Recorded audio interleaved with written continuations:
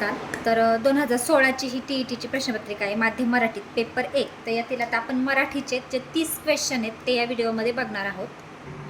तर याच्यामध्ये पहिला उत्तरा दिलेला आहे त्यांनी, उत्तरावर आधारित प्रश्न आहे. मी उत्तर वाचते आता. महत्त्वाकांक्षा हा तर तरुणाचा स्थायी भाव. मी मोठा होईन, परिस्थितीच्या डोक्यावर पाय ठेवून मी तिला वाकवीन, ही तरुणाची उभारीची उर्मी असते. निर्भयता म्हणजे तरुणाच्या जीवन संगीतातला सगळ्यात उंच स्वर. भय हा या स्वराचा फुटलेला चिरका आवाज. चिरका आवाज कोणाला कधीतरी आवडेल का? जग उंच स्वराची तान ऐकायला उत्सुक असतं, चिरका आवाज नाही. अभिमान असतो तारुण्याचा आत्मा. ज्या माणसात श्रद्धा नाही तो माणूस नाही, आणि ज्या तरुणात अभिमान नाही तो तरुण नाही. माणूस हा आपल्या श्रद्धांचा नेहमीच अभिमान बाळगतो, त्यांच्यासाठी प्रसंगी प्राण द्यायला तयार असावं लागतं. आणि औदार्य म्हणजे तर तरुणाचा अलंकार. आपल्या शक्तीचा इतर दुर्बलांच्या संरक्षणासाठी केलेला वापर, आपण जपून इतरांना जगवण्याचं अमोल साधन. तरुणांकडे कोणत्या गुणांचा ठेवा असावा? तर बघा, महत्त्वाकांक्षा, निर्भयता आणि श्रद्धा. याचं उत्तर आहे पर्याय क्रमांक 4. या उत्तरातील तरुणांना कोणती उर्मी असते? तर कोणती उर्मी असते? परिस्थितीला वाकवण्याची, म्हणजे पर्याय क्रमांक 3 उत्तर याचं. पुढे, जग काय ऐकायला उत्सुक असतं? तर उंच स्वराची तान. तरुणांचा अलंकार कोणता सांगितला आहे? तर औदार्य सांगितलंय बघा इथे. औदार्य म्हणजे तरुणाचा अलंकार. पुढे, गैरहजेरी शब्दाचा समानार्थी शब्द. आता समानार्थी शब्दावर प्रश्न आहे बघा. गैरहजेरी म्हणजे काय? अनुपस्थिती. 1000 रुपये ही देखील मोठी रक्कम आहे. या वाक्याचे अर्थ न बदलता नकारार्थी वाक्य करा. आता इथं नकारार्थी होकारार्थीवर प्रश्न आहे बघा. आपल्याला होकारार्थी दिलेलं आहे वाक्य, नकारार्थी करायचं. आता बघा, इथं काय करायचं आहे आपल्याला? आहेचं नाही झालं पाहिजे, आणि मोठी रक्कमचं काय? लहान रक्कम झालं पाहिजे. म्हणजे 1000 रुपये ही काही लहान रक्कम नाही. पर्याय क्रमांक 2 उत्तरे. पुढचा प्रश्न बघा, रोपटे या शब्दाचे अनेक वचन कोणते? आता एक रोपटे याचं अनेक वचन करायचं. रोपटे, रोपटेच राहत नाही, रोपे होतं. रोपटी आणि रोपटे याच्यामध्ये खूप जमलिंग होतं. रोपटे, एक रोपटे आणि एक रोपटी. तर हे रोपटी हे चुकतं. ह्याचं उत्तर आहे एक रोपे, एक रोपटे, अनेक रोपे, म्हणजे पर्याय क्रमांक 2. पुढे बघा, पुढीलपैकी कोणत्या वाक्यात सकर्मक क्रियापद आहे? बघा, सकर्मक विचारले त्यांनी. तर याचं उत्तर आहे अबोली निबंध लिहिते. सकर्मक म्हणजे कर्मसुद्धा लागतं.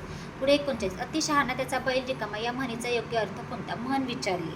अतिशहाणा, वाजवीपेक्षा जास्त शहाणपण नुकसानकारक ठरते. पर्याय क्रमांक 3. मी स्वतः त्याला पाहिले. या वाक्यातील अधोरेखित सर्वनामाचा प्रकार कोणता? मी स्वतः, आत्मवाचक सर्वनाम. पुढीलपैकी गुणविशेषणाचे उदाहरण कोणते? तर गुणविशेषणाचे उदाहरण गोड केळी. पर्याय क्रमांक 1. खग या शब्दाचा समानार्थी शब्द पक्षी, खग, विहंग. ओके नाही. मग आता पर्याय क्रमांक 3 उत्तर येतं पक्षी. पुढे, पृथ्वी सूर्याभोवती फिरते. या वाक्याचा काळ कोणता? साधा वर्तमान काळ आहे तो. पुढे, हो, जेवल्यानंतर मी सर्व गोष्टी वाचून टाकणार आहे. या वाक्यात किती विरामचिन्हे आली आहेत? बघा, डबल अवतरण चिन्ह आले, उद्गारवाचक आले, 2 आले, आणि पूर्णविराम आले, म्हणजे 3 आले. पर्याय क्रमांक 2 उत्तरे 3. पुढे, पुढीलपैकी योग्य सामान्य रूप ओळखा. पहिलंच बघा, फडक्यांना, फडकेला, फडकीला आणि फडकेला. तर याच्यामध्ये फडक्यांना हे बरोबर आहे. पर्याय क्रमांक 1. आता मूल म्हटलं तर आपण काय म्हणतो? मुलाला. मुले आलं तर मुलांना. ओके नाही. अशा प्रकारे सामान्य रूप होतं. आता पुढे कविता दिलेली आहे त्यांनी. उठोनी प्रभावित ती मधमाशी, जाते की मध मिळवायाशी, थेंबे थेंबे साठवी त्यासी, उद्योगी मोठी. मधमाशीचं वर्णन या कवितेमध्ये केलेले आहे. आळस तिसला ठाऊक नाही, सर्व दिवस ती खपते पाही, थंडी ऊन म्हणे ना काही, उद्योगी मोठी. गोड गोड मध निपटुनी घेते, थोडा म्हणून मुळीनं रुसते, साठवून ती जपून ठेवते, उद्योगी मोठी. थोडाही गुण मिळता घ्यावा, साठा त्याचा नित्य करावा, कोणालाही तो शिकवावा, ठेवा हे चित्ती. आता या कवितेवर प्रश्न आहेत. मधमाशी आपणास कोणत्या गोष्टीचा साठा करण्याची शिकवण देते? तर बघा, इथंच उत्तर आहे.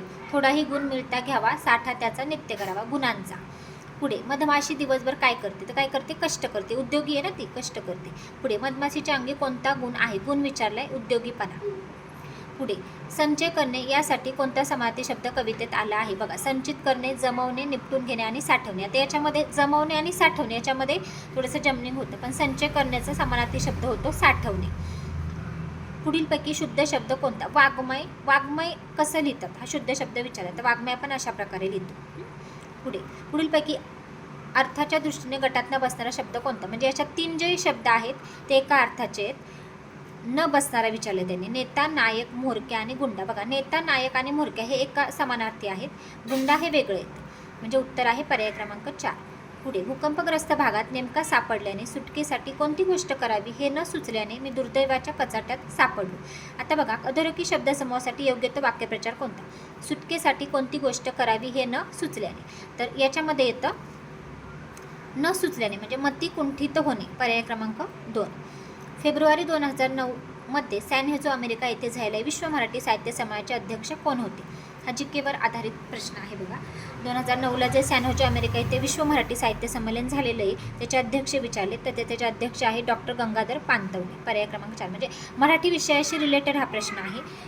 पुढे गोंदन जन्मजामनी या कविता संग्रहाचे कवी कोण? आता गोंदन म्हटलं की शांता शेळके. पुढे आज्ञापत्रकार रामचंद्रपंत अमात्य यांचे पूर्ण नाव काय? तर रामचंद्र निळकंठ बावडेकर किंवा मुजुमदार देखील म्हणतात त्यांना, म्हणजे पर्याय क्रमांक 2 उत्तरे. ठीक आहे. आता पुढचा प्रश्न, मी वनवासी हे आत्मचरित्र कोणाचे आहे? तर मी वनवासी सिंधुताई सपकाळ यांचं हे आत्मचरित्र आहे. पुढे कथाकार, कादंबरीकार, नाटककार व शाहीर असलेले साहित्यिक कोणते? शाहीर म्हटलं की अण्णाभाऊ साठे, पर्याय क्रमांक 3. ते कथाकार पण आहेत, कादंबरीकार पण आहेत, नाटककार आहेत आणि शाहीर आहेत. पुढे कान फुटले तुहे का तोंडले कुलूप लावलं कोण? हे वाक्य कोणत्या बोलीभाषेतील आहे विचारले त्यांनी? तर अहिराणी भाषा येते ही. पुढे पुढीलपैकी कोणता वर्ण कठोर वर्ण आहे? तर याच्यामध्ये लक्षात ठेवा क प ट तच हे लक्षात ठेवायचं. आणि या आता क ख प फ असे जे येतात सोबतचे 2-2 जोड्या ते येतात कठोर वर्ण. आता क ख हे कठोर येतात, प फ येईल. मग आता फ आहे याच्यामध्ये, म्हणजे फ हा कठोर वर्ण आहे. पुढे आ हा स्वर कोणत्या वर्ण प्रकारात मोडतो? आ याचा उच्चार करतानाच आपण कंठ, म्हणजे पर्याय क्रमांक 2. अशा प्रकारे हे मराठीचे 30 क्वेश्चन आपण या व्हिडिओमध्ये पाहिलेले आहेत.